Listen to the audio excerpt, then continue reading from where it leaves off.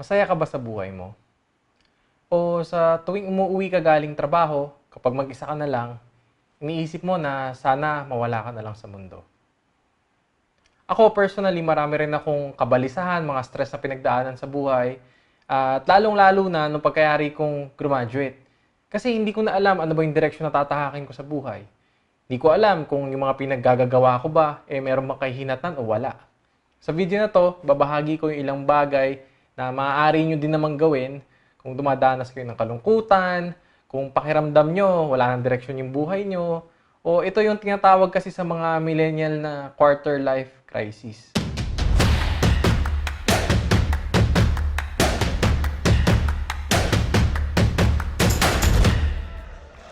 Magandang araw sa inyong lahat, growers, at sa lahat ng mga tao na nanonood ng video na to. At ngayon, meron akong 5 bagay na ibabahagi sa inyo na pwede nyong gawin para malagpasan yung mga pinagdadaanan nyo. So, ang unang-una nyo na dapat gawin ay ito. Do not compare. Wag na wag mong ikukumpara yung buhay mo sa buhay ng ibang tao. Alam nyo yung social media, maraming mga mabubuting bagay na naidulot sa atin yan eh. Kagaya ng yung mga mahal natin sa buhay na nag-a-abroad.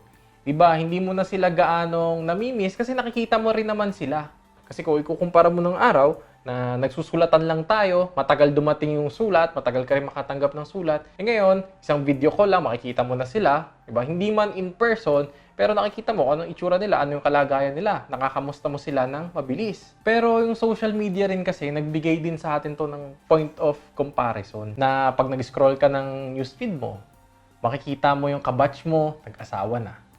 Pero na silang anak, no? Nape-pressure ka kasi ikaw, single ka pa din.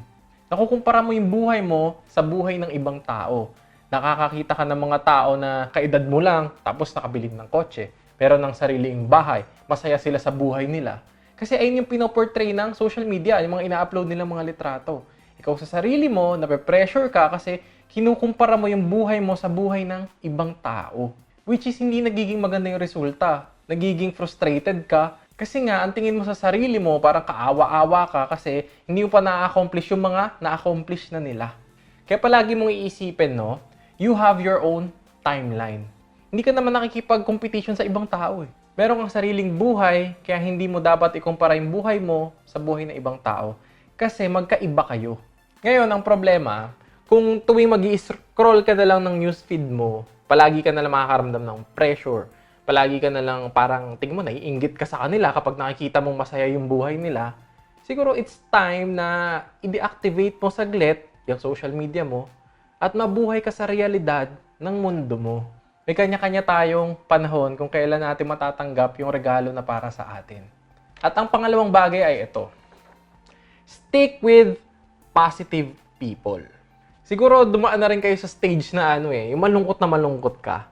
Tapos, malungkot ka na, nakinig ka pa ng malungkot na kanta. Okay, nanood ka ng mga drama-drama. Na parang tingin mo, kapag dumadanas ka sa stage na yon, para sa'yo ginawa yung kantang yon. Parang relate ka dun sa pinakikinggan mo na yun o sa pinapanood mo na yon. So, ano yung nararamdaman natin kadalasan pag gano'n, di ba? Basag ka na nga, lalo ka pang nababasag, lalo ka pang nababaon sa kalungkutan. No?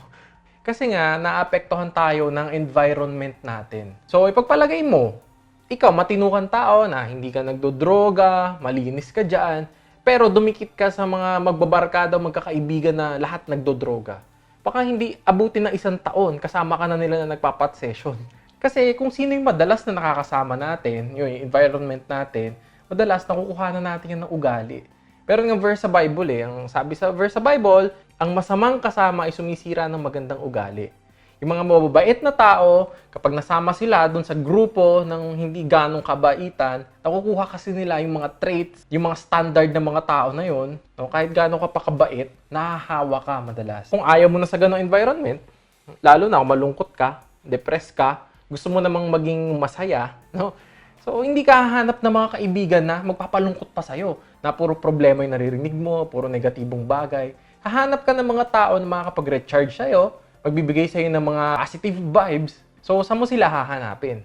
So, maaari ka siguro magsimula sa church mo, kung sino yung mga tao na nakikita mo na nai-inspire ka kapag nagsasalita sila, na namomotivate ka dahil sa kanila. O kaya naman, mag-join ka sa mga seminars, So siguro sa mga lugar nyo, may mga libreng seminar naman. Kasi sa amin, probinsya lang kami, pero may mga libre yung gobyerno na ino-offer na seminar tungkol sa mga business. Kasi yung mga pumupunta doon sa seminar ng business, syempre mga negosyante. Mga tao may mga pangarap, mga like-minded na tao yan. So maaari siguro, doon ka magpasimula na huwag kang mahiyang makipagkaibigan sa ibang tao. Ang maganda, expose mo yung sarili mo dun sa mga lugar kung saan meron concentration ng mga positibong tao. Tingin ko naman yung mga positibong tao, yung mga maraming pangarap sa buhay, hindi naman yan madalas mag-hangout sa mga bar, sa mga bahay, pokpokan, no? Hindi naman siguro ganun. So kung hahanapin mo sila, siguro makakita ka niyan sa mga seminars. So subukan mo, wala namang mawawala, lalo na yung mga libreng pa-seminar ng gobyerno. So ang susunod natin is ito. Have a clear goal. Alam nyo, napaka-importante sa buhay na meron kang goal. Alam mo yung purpose mo, yung meaning kung bakit ka nandito. Kasi kapag wala kang goal, para kang naglaro ng basketball na wala kang ring. No? Hindi mo alam kung nakaka-score ka ba, hindi mo alam kung nakashoot ka na, kasi nga wala kang ring, wala kang kahit na anong target. Diyan pumapasok naman yung frustration na parang lumilipas lang yung taon, parang lumilipas yung araw na wala kang na-accomplish na kahit na ano. Kasi nga, hindi ka naman nagsiset ng goal, wala kang kahit anong target sa buhay. Kaso, ang problema, kadalasan sa mga tao, sa mga Pilipino, sa kababayan natin, hindi nila alam kung ano yung gusto nila. Hindi nila alam kung paano mag-set ng goal. So, kung ikaw, isa ka sa mga Pilipino na hindi mo alam yung gusto mong gawin sa buhay, dito ka magsimula. Ito yung assignment mo. No? So, kumuha ka ng papel, isulat mo lahat ng bagay na hindi mo gusto.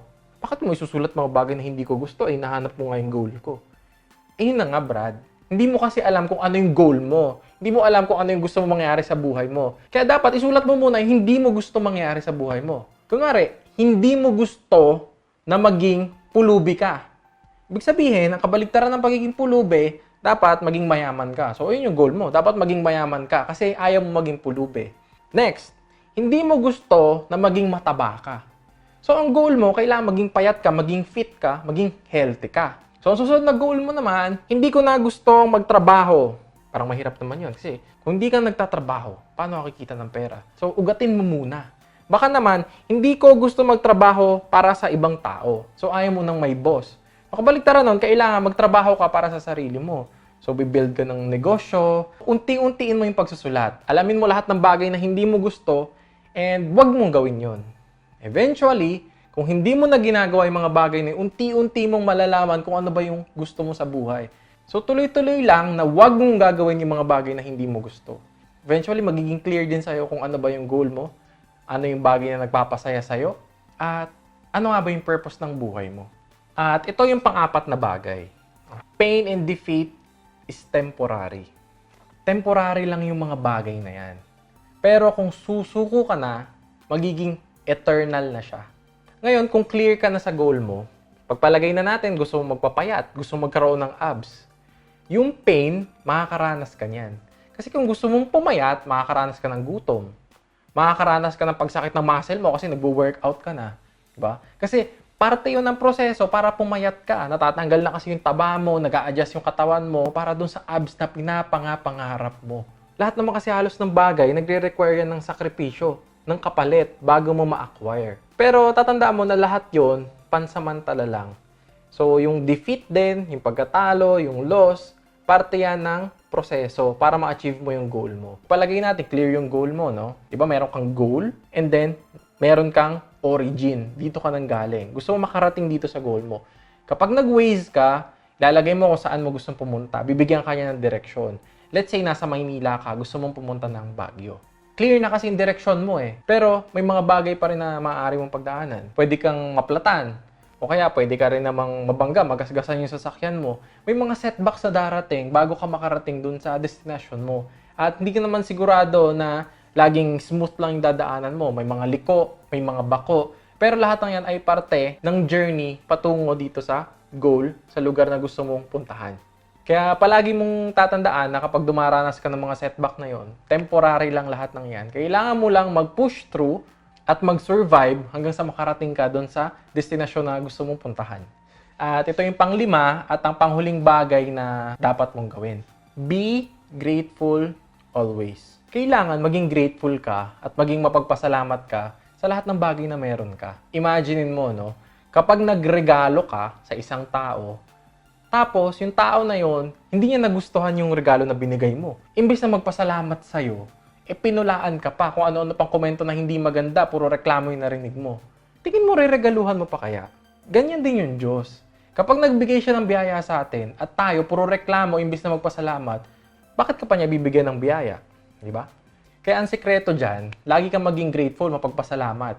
Kasi di ba, kapag meron kang binigyan, tapos masayahin siya, pinagpapasalamat niya kahit maliit na bagay, anong ginagawa mo? Lalo mo pang binibigyan, di ba? Kahit ano pang problema yung pinagdadaanan mo sa buhay, pagpasalamat mo pa rin yan. Kasi somebody out there is praying for the life that you have right now. Kaya bawas-bawasan natin yung pagiging mareklamo. Tsaka yung taong wala lang namang problema, yung mga patay na. Kaya pagpasalamat natin, buhay pa tayo, may kakayahan tayong gumawa, at lahat naman ng problema, lilipas lang yan.